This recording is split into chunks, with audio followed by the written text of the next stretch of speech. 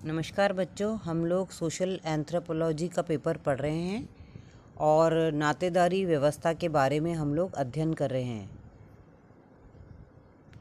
मैंने मेरे पिछले वीडियो में जिन पॉइंट्स पर चर्चा की थी वे हैं नातेदारी की परिभाषा एवं व्याख्या, नातेदारी के भेद, और आज हम चर्चा करेंगे नातेदारी की श्रेणियों के बारे में।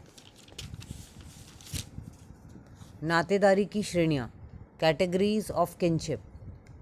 हमारे जितने भी नातेदार हैं उन सबसे हम समान रूप से संपर्क, निकटता एवं घनिष्ठता नहीं रखते। कुछ हमारे अधिक निकट हैं तो कुछ दूर। इस निकटता, घनिष्ठता एवं संपर्क के आधार पर हम नातेदारों को विभिन्न श्रेणियों में बांट सकते हैं, जैसे प्राथमिक, द्वितीयक, तृतीयक, चतुर्थ एवं पंचम आदि। मोडक ने नातेदारी की श्रेणियों का गहन अध्ययन किया है। प्राथमिक संबंधी, प्राइमरी रिलेटिव्स। प्राथमिक संबंधी वे व्यक्ति हैं जिनसे हमारा सीधा संबंध है या जिनके संबंध को प्रकट करने के लिए कोई और संबंधी बीच में नहीं है। एक परिवार में 8 प्रकार के प्राथमिक संबंधी हो सकते हैं, जिनसे 7 रक्त से संबंधित एवं एक विवाह से संबंधित होता है। पिता पुत्र, पिता पुत्री, माता पुत्र, माता पुत्री, भाई भाई, भाई बहन, बहन बहन, ये सभी रक्त संबंधी हैं। पति पत्नी का प्राथमिक संबंध विवाह पर आधारित है। अब है द्वितीयक संबंधी, सेकेंडरी रिलेटिव्स। द्वितीयक संबंधी वे हैं जो उपर्युक्त प्राथमिक संबंधियों के प्राथमिक संबंधी हैं।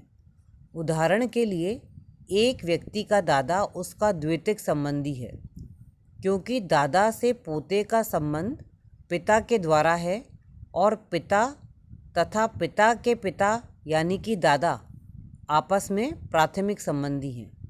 ये रक्त संबंधी द्वितीयक रिश्तेदार हैं।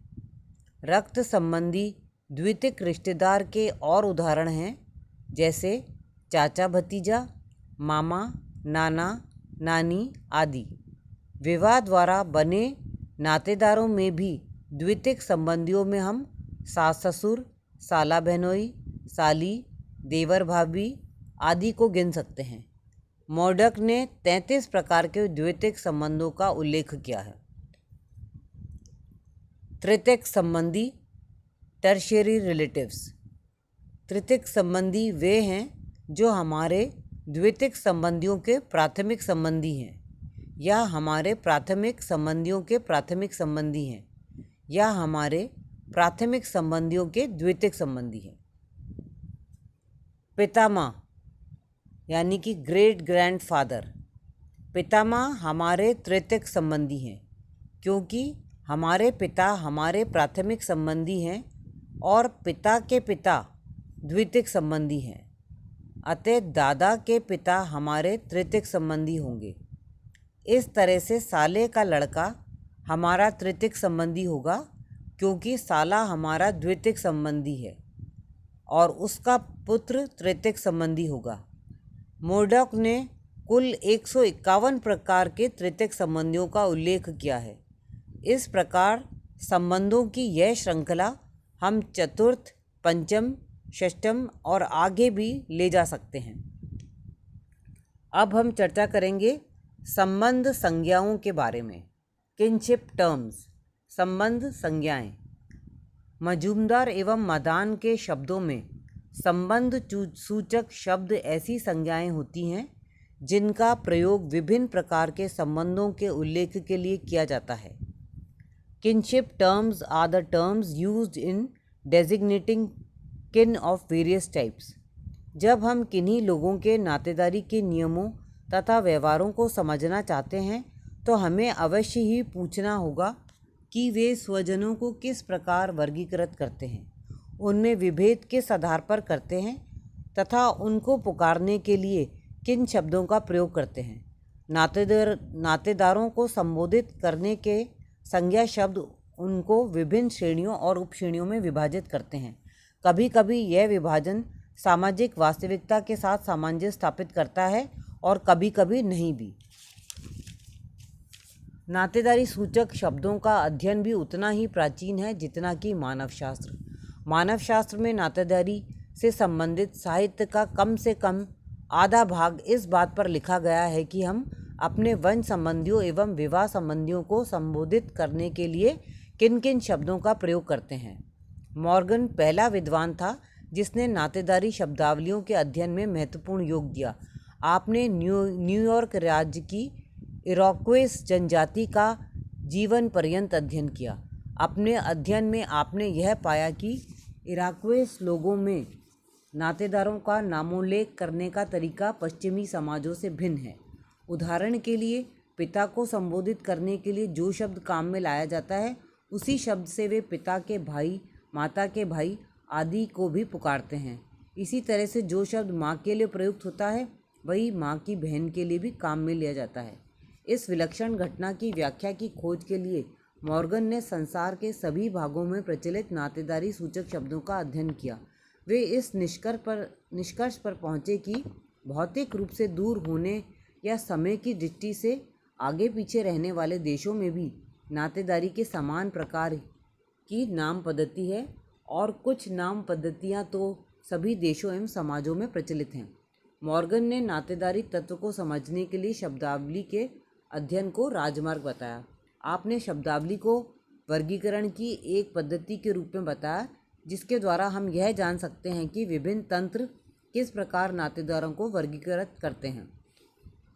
नातेदारी शब्दावली को समझने से हम नातेदारी तंत्रों के उद्विकास को समझ सकते हैं, क्योंकि यह भूतकालीन व्यवस्था को समझने का सूत्र प्रदान करती है। मॉर्गन ने विश्व में प्रचलित नातेदारी शब्दों का अध्ययन करके उन्हें मुख्य रूप से दो भागों में बांटा है। पहला तो है वर्णात्मक या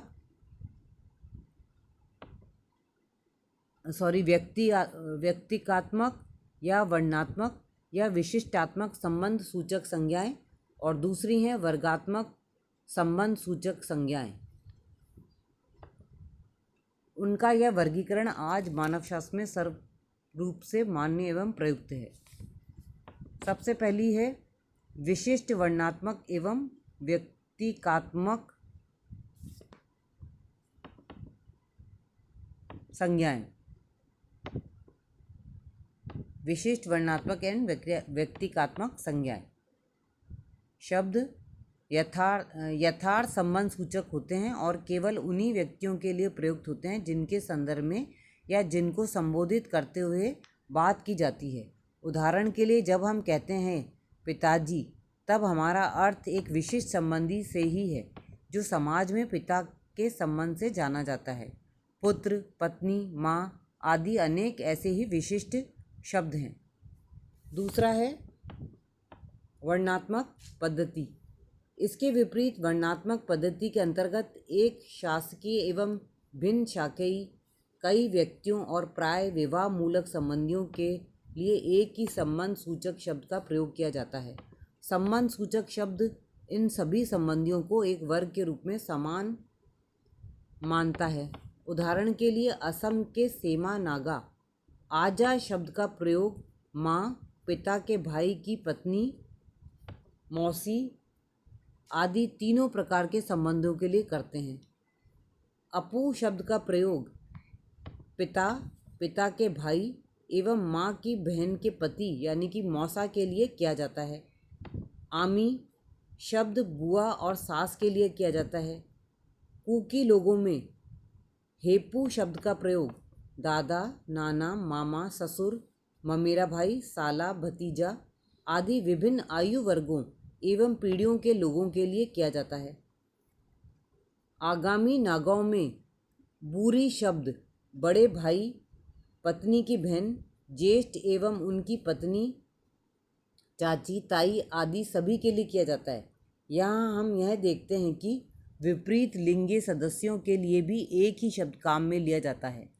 अंग्रेज़ी में कज़न शब्द का प्रयोग चचेरे, ममेरे, फुफेरे और मौसेरे भाई बहनों के लिए किया जाता है। इसी प्रकार से अंकल शब्द का प्रयोग भी पिता के भाई, मामा, फूफा, मौसा आदि संबंधियों के लिए किया जाता है। डॉक्टर रिवर्स ने संबंध सूचक संज्ञाओं की एक तीसरी पद्धति का उल्लेख भी किया है, जिसका प्रयोग जैविक परिवार के सदस्य आपस में करते हैं। क्रोबर एवं लोवी ने अपने अनुसंधानों के आधार पर यह बताया कि भाषा की दृष्टि से यदि संज्ञाओं का वर्गीकरण करें तो प्रत्येक संबंध की विशिष्ट संज्ञा मिल सकती है।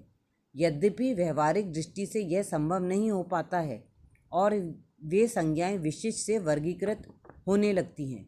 विशिष्ट संज्ञाओं से ही वर्गीकृत संज्ञाओं का उद्भव हुआ है। उन्होंने 6 प्रमुख और 3 गौण कसौटियों का उल्लेख किया है, जिनके आधार पर विभिन्न विशिष्ट संज्ञाएं प्राप्त की जा सकती हैं। हम इन 6 प्रमुख और 3 गौण कसौटियाँ जो क्रोबर एंड लोवी ने बताएंगे, इनका उल्लेख और इनका अध्ययन हम हमारे कल की क्लास में करेंगे। आज की क्लास में बस इतना ही। धन्यवाद।